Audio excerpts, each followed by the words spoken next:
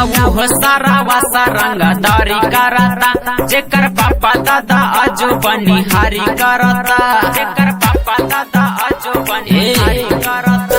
सुना वो सारा वासा रंगदारी करता, जेकर पापा दादा आजो बनिहारी करता।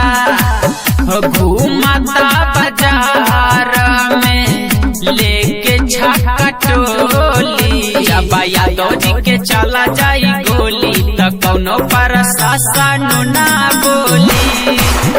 जब यादव जी के चला जाई गोली त कौनो प्रशासन ना बोली। Krishna recording studio Hajipur Vaishali. जब यादव जी के चला जाई गोली त कौनो प्रशासन ना बोली।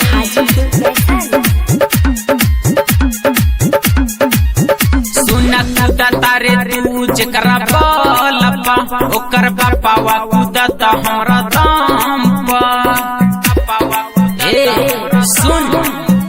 सुन कूदा तारे तू जकरा बलपा ओकर बापावा कूदता हमरा दाम कतना ले कही हम बात सुन खोली। जब यादव जी के चला जाई गोली त कौनो प्रशासन ना बोली। जब यादव जी के चला जाई गोली त कौनो प्रशासन ना बोली। जब यादव जी के चला जाई गोली त कौनो प्रशासन ना बोली।